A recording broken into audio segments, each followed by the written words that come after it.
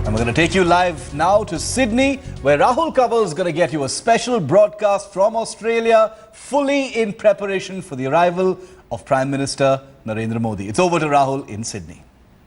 Good evening and a warm welcome. You're watching a special edition of Centre Stage being brought to you from the Darling Harbour in Sydney. I'm Rahul Kemal.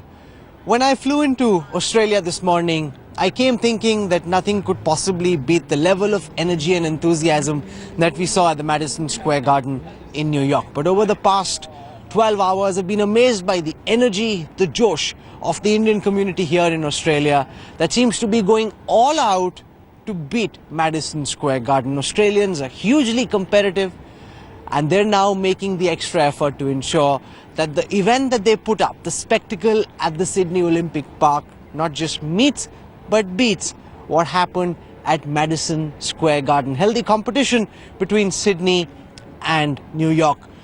I've just come out of a practice session. It's way past midnight here in Sydney, and youngsters were practicing to the beats of the Garba and the Dandiya in a warehouse in the suburbs of Sydney. We'll get you that report in a moment from now, but we want to kickstart our broadcast tonight from Myanmar, where the Indian Prime Minister has had a meeting today with his Chinese counterpart. He also delivered a stirring speech where he said that terror should not be linked with religion. My colleague Smita Sharma files our first story on Centre Stage tonight from Myanmar. They spoke for 30 minutes today in their first ever meeting. Over 30 minutes. Prime Minister Modi and Chinese Premier Li Keqiang discussed all issues, including the prickly subject of incursions along the contentious border. The Chinese Premier said he looked forward to hosting the Indian PM in Beijing. On the sidelines of the India-ASEAN and East Asia summits, Prime Minister Modi's second day in Myanmar's capital was a packed one. As far as India and China are concerned, we have seen very high-level interactions right from day one of Narendra Modi coming into office. Li Keqiang, of course, was amongst the first world leaders who telephoned him, greeted him and congratulated him on his decisive victory. The two leaders who sat down for the first time for the strategic dialogue reviewed the entire gamut of relationship, the entire gamut of issues.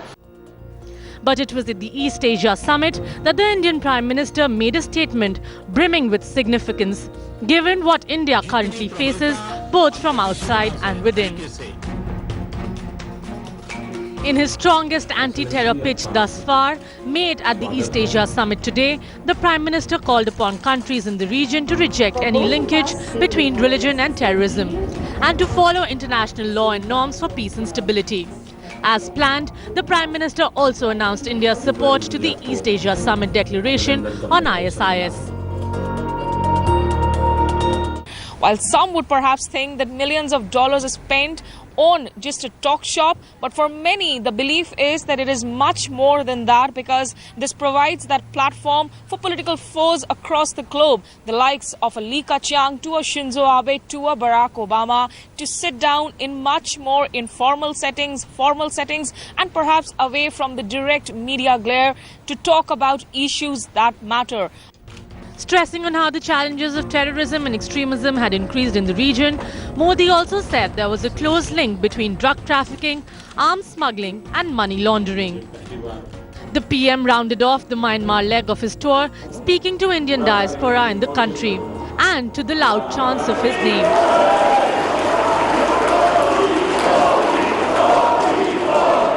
Next stop, Brisbane, Australia for the G20 summit.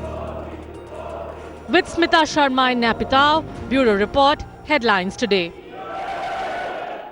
The Prime Minister will be leaving Myanmar in a few hours from now, and from there he'll make his way here to Australia. First to Brisbane and then to Sydney. And in Sydney, there's a huge amount of excitement amongst the Indian community. I went this morning to the Sydney Olympic Park, the Alfonso Arena. That is where the Prime Minister will make his big speech. It's considered amongst the 3 top indoor stadia of the world. More than 17,000 people will be there chanting Modi, Modi come the 17th of November. I caught up with organizers, I caught up with the Miss India Australia who will be hosting this event, and a whole bunch of young people who are waiting anxiously and eagerly for the Prime Minister to arrive in Australia. This is where the Sydney Olympic Games inauguration took place. Right behind me is where netball was played last night. Mick Jagger and the Rolling Stones were performing here, and only about 10,000 people were in attendance. But come the 17th of November, when Prime Minister Narendra Modi comes for what is being called Madison Square Garden Part 2, an indoor arena, it's called the biggest indoor arena in the Southern Hemisphere. 17,000 people will be chanting Modi, Modi once more. I'm joined here today by a whole bunch of people who are busy organizing this event. Youngsters, those who've been in Australia for a very long while, academicians, intellectuals, students, all of them working, and their primary focus at this time is to make the Sydney event bigger than New York, bigger than Madison Square Garden. Come, let's speak to some of the key organizers and find out what the preparations at the Sydney Olympic Park are like. Let's start with Balesh Dhankar. Now tell us, you've got tough competition in New York. That was a grand spectacle, and I hear everyone while we were building up for this show say you're going to beat New York. What's your plan? How do you intend to do it? See, the thing is, we're not competing with New York, but the enthusiasm of everyone in Australia is such that that competition is very natural. And in just 3 days, we got 21,000 registrations, given the fact that we have only 1/10 of Indian diaspora in Australia. That itself says how much Indian diaspora loves Modi ji. That itself says people want to see him, connect with him. So this is going to be really spectacular show on 17th, and we will rock the whole floor, outside and inside. It's not only inside. We are having number of cultural activities outside as well, so that people can be entertained and they can enjoy the festive mood. Inside, we'll be having a whole 1 hour cultural show, which would be having a very unique and very special component that showcase the connection, historical connection with India and Australia. It would be showing how Australian Aboriginal people migrated from India 5,300 years back. So to show that bonding, to create the better relationship between India and Australia, we are also including that component. So it would be fantastic. One of the big differences between the United States and Australia is that there are a whole more Indians in the United States than there are in Australia. So your challenge of trying to beat and outcompete New York is that much tougher because there are far fewer of you here. Absolutely, but given the fact that there are more in numbers, but definitely in terms of the spirit, we are much higher than. Of course, I do admit the fact that the Alphonse Arena is going to definitely beat the Madison Square in numbers. But whatever they did, it added as a wind in the sail for us, because the euphoria that was created by the Madison Square, it helped us a lot, and that's what Balesh was telling. Within a span of 3 days, 201 community organizations, 21,700 registrations coming up. It's phenomenal. Even by the Australian standards, people were just surprised, saying, how can this happen? And over and above that is the individual registrations, which was come to about near another 4,000. So in total, they can see the capacity is about 16,000, but we have another 7,000 to 8,000 people waiting outside just to get the tickets. Okay, let's speak to all of you. Tell me, what is it that you do? Do you actually follow Modi, or you're too far out of India to really care about Indian politics? Well, I was too far out of India before Modi came. Because of, he's aiming at Twitter, he's aiming like social networking sites, he's doing Swachh Bharat with celebrities as well. That's something, I obviously do follow celebrities, so, you get to know much more. So he's aiming at the younger generations much more. Do you connect with Modi at all? In what way do you connect with Modi? He is a role model for us now. Like, being out of India, we don't really connect ourselves back to India, but now he uses social media. That's the biggest, giveaway. You follow him on Twitter and Facebook? Follow him on Twitter and Facebook, and it's good to see how he's using the technology he has available to connect with not only the older generation but the younger generation, because we are the future. And he has been able to reach out to us, and now I'm politically interested in something that I'm not even affiliated with, and it's good because it's stirring up this interest where kids are like, what, I want to make a difference, I want to be part of something big. And we're getting so many youths, like as we see here, like youths didn't know about this, but now he's becoming such a big celebrity amongst us as well. We're just like, oh wow, Modi ji, wow. So it's good. We've also got over here Miss India Australia. She's going to be the MC for this event come the 17th. Hi, what's your name? And what preparations have you made? Because we had Miss America, not just Miss India America, Miss America performing the last time. She was the host for the event at the MSG. What are your preparations like? Hello, preparations are going great, and Bharat की जो संस्कृति है वो तो सर्वत्र प्रसिद्ध है. So, north to south, east to west, we're trying to get everything possible. I mean, it's so diverse. We're trying to get everything possible, whether it's dances, music, songs, everything. So why don't you take our viewers through the event itself and what's going to happen? I'm told there's a very strong cultural component. You, of course, have the inside dope on what's going to happen. So why don't you give our viewers a sense of what your rundown for the 17th is going to look like? Well, that's a secret. It is? Yes. And I can't reveal that to you, but we're trying to strengthen India-Australia ties, and we're going to be sending out the message of Vasudeva Kutumbakam, one world family. And I see the one sense that I get is the constant attempt is to try and outdo Madison Square Garden. That's a tough ask, really. Well, once again, as what Baleshji told, we are not competing with anyone. But having said that, definitely we would want this event to be as successful as possible. Okay, so you work with a whole bunch of intelligence here, right? Academics who are working here in Australia. Take us through the mood amongst the non-Indians. Okay, so we've seen that the Indian community is quite charged up. But what about just Australians? Are they at all plugged into the Modi story? What are they making of it? Yeah, so starting, I would like to start with Hugh Evans, who is the CEO of Global Citizens Project, which is closely working with all the humanitarian projects across the globe. So he is based in New York. So when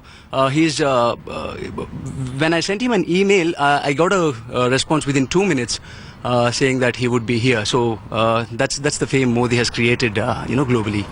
And he has had a personal rapport with Modi ji as well. From the Sydney Olympic Park, we went to meet cartoonist Ramesh Chandra. His is a very sad story. He's a rather old man. He has cancer.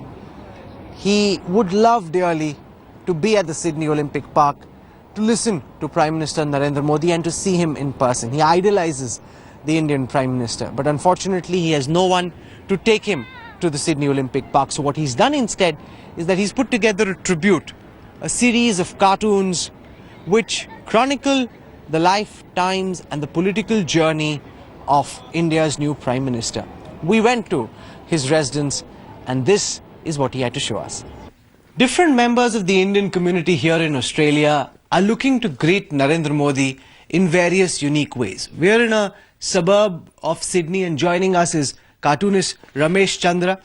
He used to work earlier with the Agriculture Ministry, now comes and visits his child who's working here and has prepared a whole host of cartoons which depict the political journey of the Prime Minister. And this is a special tribute he's put together to mark Modi's visit to Australia. Let's start from the first cartoon, Mr. Chandra. This is the start of Modi's journey where you believe it's corruption that's propelled Modi to power and thrown the Congress out. That's right, correct. That's what you said is correct. It's a public discontent. That's why. Okay, and then comes Modi, who stomped his authority on India. I just took him as a woman avatar. So 2 steps have been taken already. The 3rd step, he says, where should I put on whose head I should put up? That is interesting. Just sort of immediately he has conquered the whole thing and now he wants to ask this opposition party where should it. His popularity is so much, so it's very difficult for him. And in the next in this series, you've got Modi blowing away all the opposition parties. Yeah, that's right. Yeah. It's just a sort of blowing or not much difficulty. He has blown up everything. This is the first time I have seen that so many parties are unable to do anything before him. Okay. Yeah. Then you've got Modi as Hanuman. Because Hanuman is very famous for when he tore his chest, that he used to show his Ram and Sita, so popular. So he was so much devoted to his the Ram and Sita. So Modi ji is very devoted to India. He wants to do everything for him. Nothing remains for him except India. So he has opened his chest and said that India is my. This is got Bharat Mata. Okay. Bharat Mata is very happy with Modi, so she has taken him a ride on her lion. And which one is this? This is also Kalya Mardan. That's Krishna, just he has shown that all this corruption, everything, whatever nepotism, everything, and the effects of this thing, he is dancing on that thing, and his hand is on instead of flute, I have shown India. Okay, then you've got Obama This is his visit to the United States. So you've got Modi and Obama having Namo Chai.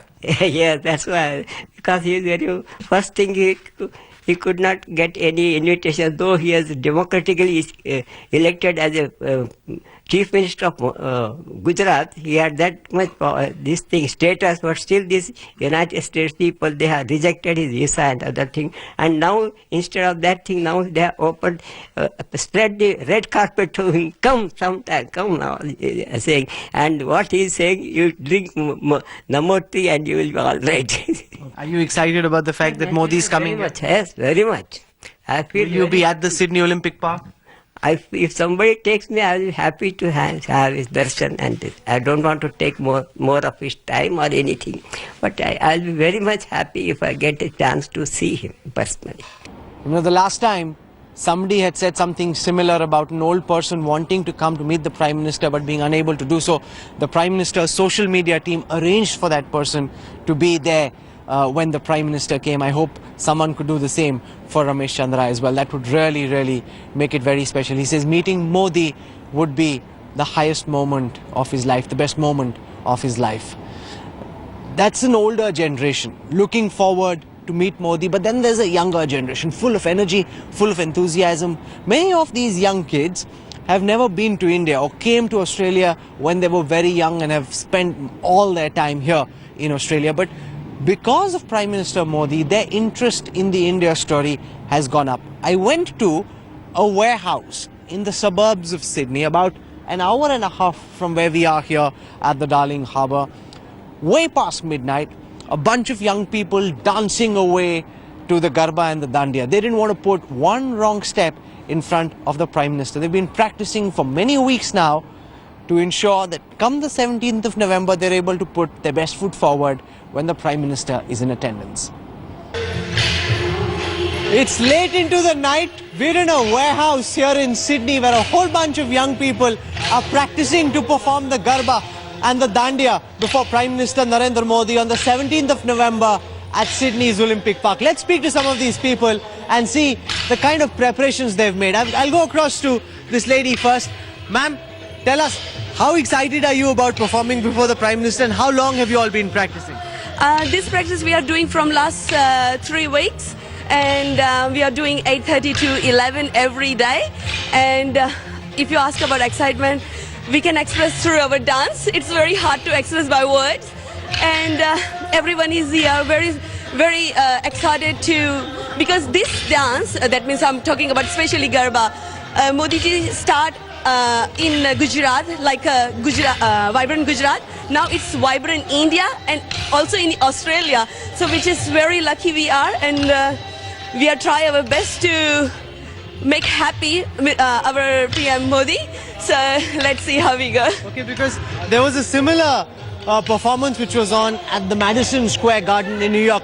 Did you all get to see the Madison Square Garden performance by everyone? Yes, I did see that. So are you competing with MSG? Not really. We are original. We're not competing with anyone. What is it that makes you original?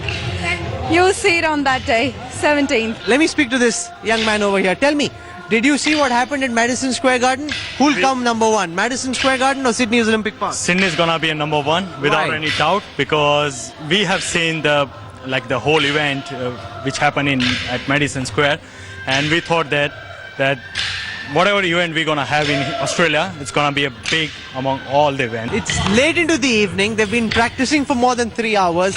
They're sweating profusely, but despite that, the enthusiasm is not waning. Apart from everything else, it's also a great party. It's coming together, the Indian community bonding on the occasion of the Prime Minister's visit here in Australia. That's all we have time for on this special edition of Centre Stage, being brought to you from the Darling Harbour in Sydney. The Prime Minister lands tomorrow in Brisbane. The MEA tells us his primary agenda is to meet all those world leaders who are here for the G20 summit, whom he hasn't had an opportunity to meet so far. And there's apparently a huge amount of interest in meeting the Indian Prime Minister, possibly because he's just been sworn in, there's a certain novelty around him, but also because of the splash that he's making worldwide. Leaders of several countries saying they're very eager to spend some quality time with the Indian Prime Minister. And we'll be in Brisbane reporting on all those crucial meetings all through tomorrow and the day after. And then we'll be back here in Sydney for the big event at the Sydney Olympic Park. I hope you enjoyed day one of our coverage. We've got plenty more lined up for you all through this week, and we'll keep you abreast with all that's happening with Modi Down Under.